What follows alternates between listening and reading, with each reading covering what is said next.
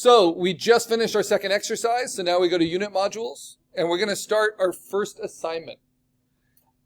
Now remember, you have a printout of your course outline, and you can also always reference your course outline from the home page and from the first day stuff. They're both places.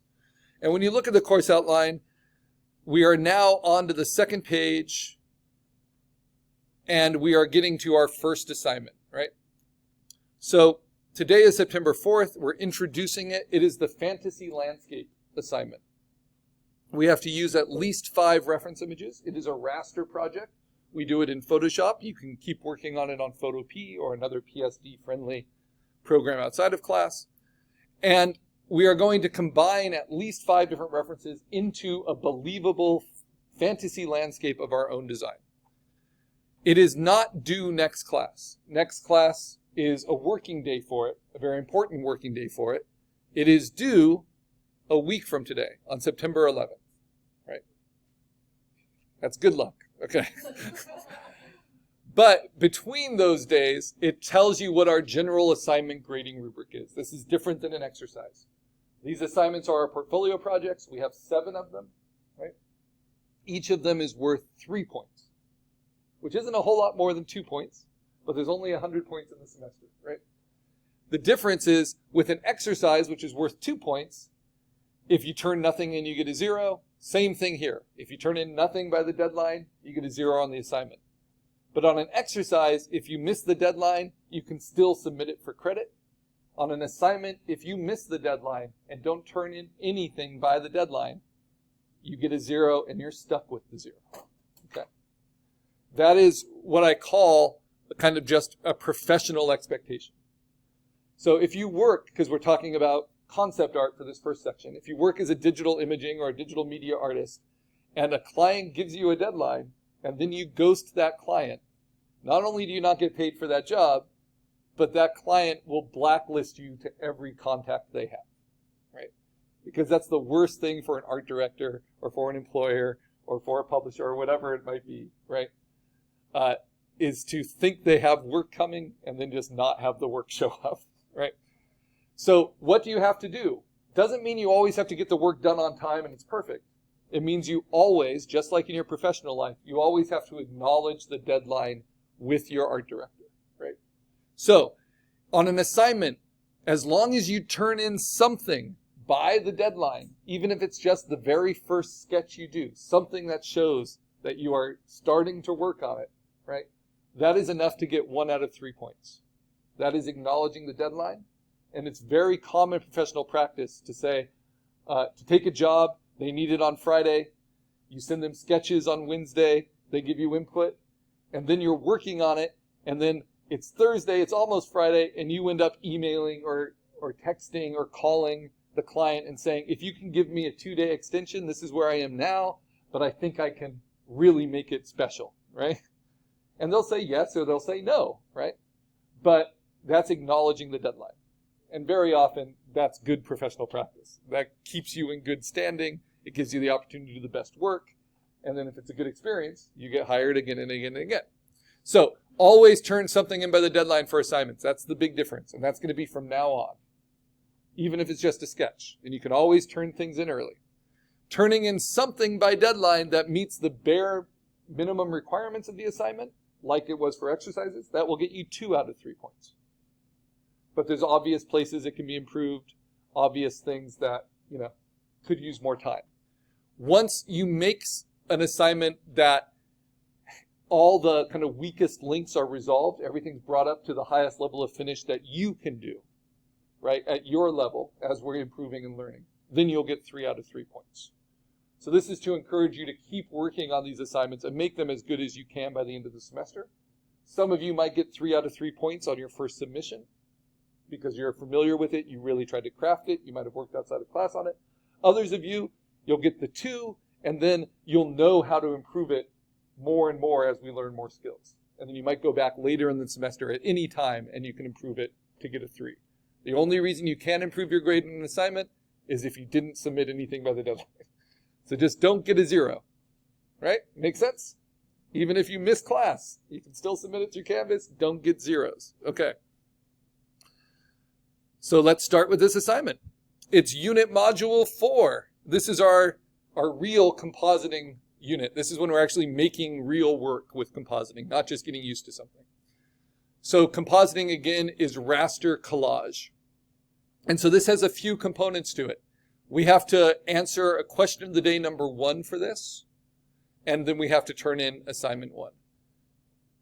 And it's going to teach us a lot. You can see some past examples. We turn in a sketch first thing next class. That's our homework.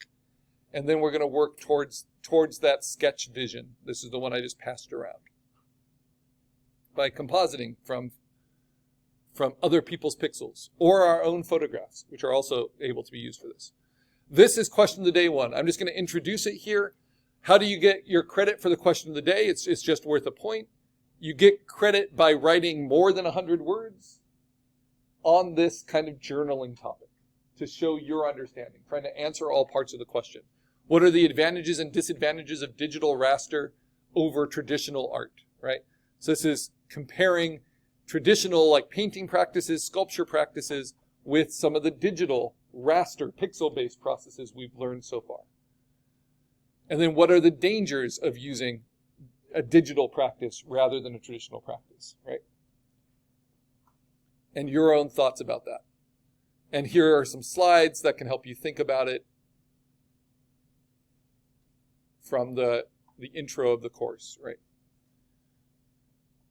And then, of course, we don't want to use ChatGPT. You're going to be awarded for your own way of thinking, your own words. I don't care about grammar and spelling. I care about you thinking through these questions. We'll only have 4 of these through the semester. It's your way of kind of reflecting on how digital art works in the culture. Here are the past examples. So sketches. What I want in your sketches is a sense of foreground, middle ground, and background. So I'll define that. And a strong point of view. It's a fantasy landscape, so it's not something that actually exists, but you can make it believable that it would exist on Earth, like in the future, in the past, somewhere you've never been, somewhere that's undiscovered. Or you can make it in a totally different planet, a totally different environment. It could be like in the middle of a gas giant, and everything's kind of floating at low gravity. You can make it like a rainbow-based color spectrum. As long as you follow kind of your own rules and it's believable in its own way, then it's a believable fantasy landscape. The idea is you're designing a concept of a world in which you will later design characters to inhabit. Okay? But we're using photographic pixels. So we're not going to use anything that's line art or flat images, right? Doesn't mean you can't use 3D-based kind of animation, but it needs to all blend with photographic pixels. So that's a way that's believable. So it shouldn't look like a sticker sheet of different styles. At the end, it should all be one believable landscape. Also, the landscape needs to not have any what's called figurative content in it. So nothing you would expect to be moving, right? That means no people, no animals, no working vehicles, right? It also means nothing like open flame or running water, right? So lakes and stuff are fine, but waterfalls are problematic in concept art because waterfalls you expect to be moving. So pretend you can take a character and then animate it on your background. If your character is moving, but your waterfall is not, that looks weird, right? Make sense? So that's what it means by no figurative content. It needs to be like a postcard that feels like it's timeless. Like you don't know if you're looking at it for a second or for 30 minutes. It would still be basically the same. Do clouds move? Yes, clouds move. Does the sun move? Yes, the sun moves. But it moves slowly enough. That's not going to bother us in the same way. All right, so things to think about. How do we go about this? So you're going to digitally composite at least 5 found landscape images, and they can be your own photographs. A lot of students find that they find some things to use, but then they also want to take photographs of pine cones up close and use them as mountains or something like that, as long as they're high enough resolution. They need to be at least 1,000 pixels in the smallest dimension, right, in order to be print quality. And the bigger they are, the better. The good news is we're not going to rely on Google Images for this. We are going to instead use this site, which is Pixabay. And because we're looking at landscape photographs, there are a ton. So in Pixabay, this is a Creative Commons open search engine, image search engine. So if you skip the sponsored bar, which is this, these are all ones you have to pay for, and you go to the royalty-free images, you're going to see a ton of really high-quality reference images. How do you know they're high quality? Well, when you go to download, you can download this up to 6,000 by 4,000 pixels. And if they're AI, they're going to say they're AI, right? So be skeptical of AI stuff, which has flourished in the last few years, right? And you can be pretty specific about it once you know what you're looking for. So this is a really good place. I'm going to try to create a He-Man landscape.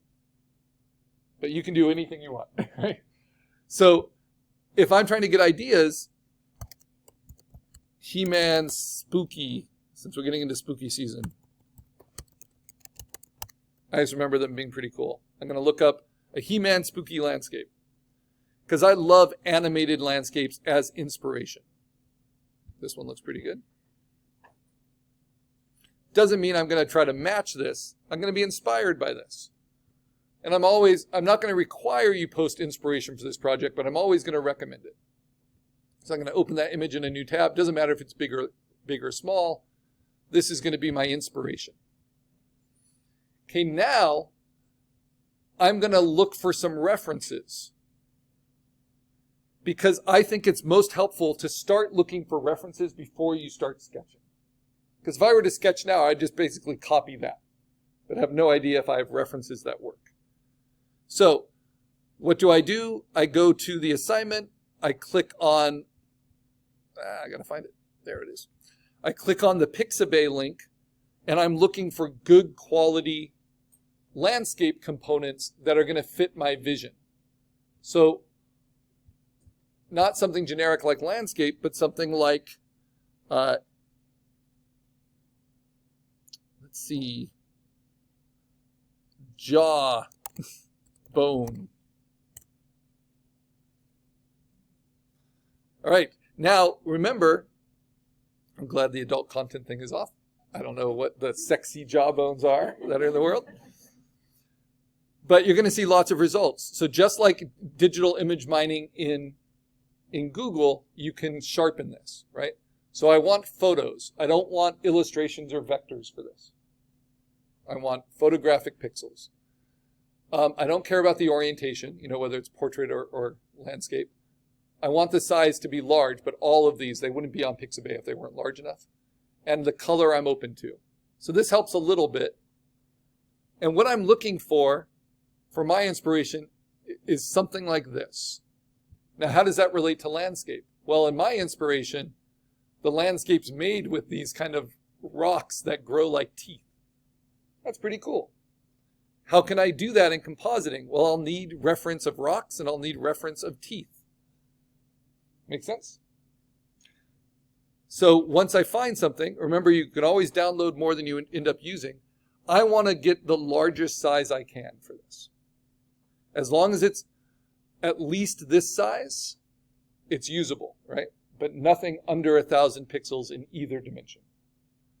So if I download the second to larger size, it will just immediately download. I don't need to log in. I don't need to do anything. But if I want to download the larger size, which I would recommend, especially because we're using Photoshop in the lab, you are going to need to log in. I thought maybe they've changed that. I don't think I am, because it would show my profile. But it is easy to log in. You just use an email. They do not send a lot. I haven't noticed them sending a lot of things. It's a free account.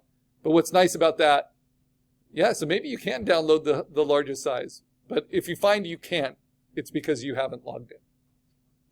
Also, if you logged in, then you can upload ones. You can, let's see, it could be my media. I haven't done this in a while. Yeah, you can upload examples. So here are some past examples. of this project. And I'll usually donate this project. And if you donate